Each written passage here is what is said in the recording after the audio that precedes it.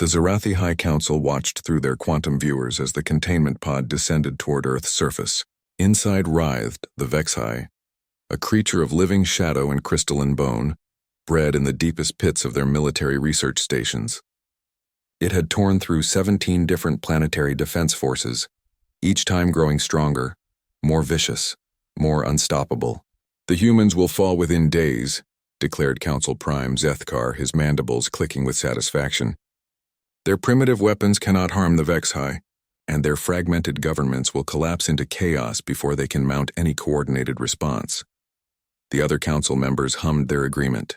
Humanity had proven surprisingly resilient during the initial invasion waves, their adaptability and stubborn refusal to surrender becoming a source of constant frustration.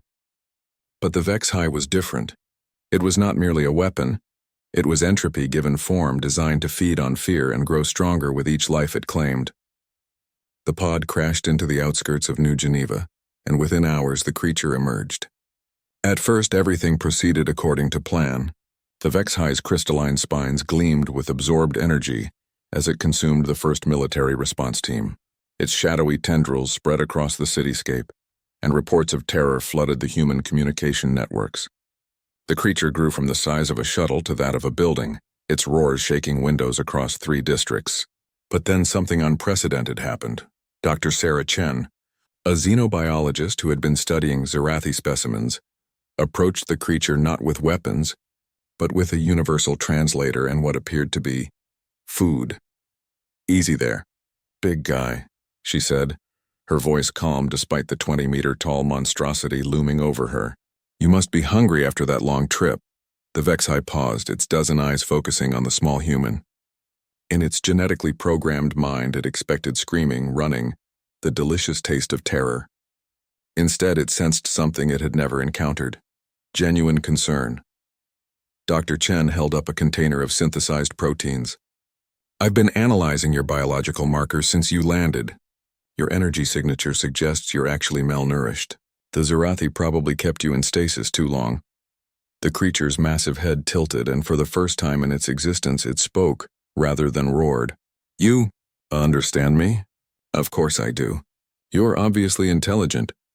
Look at the way you've been systematically testing our defenses. That's not mindless destruction, that's reconnaissance." She gestured to the protein container. "Want to try this? I synthesized it based on what I think your digestive system needs." The Vexhai's combat protocols flickered with confusion. No prey had ever offered it food. No enemy had ever shown concern for its well-being. Cautiously, it extended a tendril and sampled the offering. The taste was unlike anything it had ever experienced. Not the bitter, fear-laced energy it was designed to consume, but something nourishing, wholesome. For the first time since its creation, the Vexhai felt truly satisfied. "Good, right?" Dr. Chen smiled. "I've got more. But first, let me ask, are you actually here by choice, or did they force you to come?" The question struck the creature like a bolt of lightning. Choice? It had never considered the concept. It simply followed its programming, consumed what it was directed to consume, destroyed what it was ordered to destroy. They made me," the Vexhai admitted, its voice growing smaller despite its massive size. "I am weapon. I destroy, but what do you want to do?" Dr. Chen asked gently. The creature was silent for a long moment. Around them, human military forces had arrived but held their positions, apparently receiving orders to stand down. The Vexhai noticed they weren't pointing their weapons at it. They were forming a perimeter as if protecting rather than threatening. "I do not know," it finally answered. "I have never been asked what I want." Dr. Chen nodded thoughtfully. "Well, you've got time to figure it out. How about we start with getting you properly fed and finding you somewhere comfortable to rest? That crater you made looks pretty uncomfortable." Over the following days, the Zarathi High Council watched in growing bewilderment as their ultimate weapon began following Dr. Chen around like an enormous, shadow-wreathed puppy. The humans had constructed a specialized habitat for it, complete with the specific mineral formations it needed to rest, and a steady supply of the synthesized nutrients that made it feel genuinely healthy for the first time. "Fascinating," the Vexhai would say as Dr. Chen explained human culture. "You create art for no purpose but beauty. You care for creatures that cannot reciprocate. You share resources with those who have none. That's what makes us human, she would reply.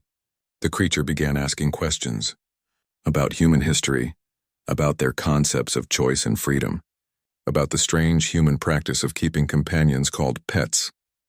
A pet is loved, Dr. Chen explained one afternoon as they sat in the specially designed park, where children had begun cautiously approaching to offer the creature flowers. A pet is cared for not because it's useful, but because it brings joy. A pet is family. The Vexhi's crystalline spines dimmed thoughtfully. I have brought only destruction. How could I bring joy? Look around you, Dr. Chen gestured to the small crowd gathering. Scientists studying its unique biology with its permission. Artists painting its beautiful crystal formations. Children giggling as its shadow tendrils created playful shapes. You're already bringing joy. When the formal petition arrived at the United Nations, requesting legal recognition of the Vexhi as a sentient being seeking asylum, the Zarathi Council finally understood the true scope of their failure. They hadn't just failed to break humanity. They had given humanity a new friend. Please, the Vexhi had written in carefully learned human script, I want to be humanity's pet. I want to be loved and to love back. I want to choose my own purpose. The Zarathi invasion fleet, demoralized by the news that their ultimate weapon was now helping human children with their science projects and starring in documentary films about interspecies friendship, quietly withdrew to the outer rim. Back on Earth, Dr. Chen scratched behind one of the Vexhi's crystalline ridges. A spot they'd discovered made it purr like a massive interdimensional cat. Good boy, she said softly. Who's a good boy? The creature that had been designed to end humanity closed its dozen eyes in contentment and purred louder.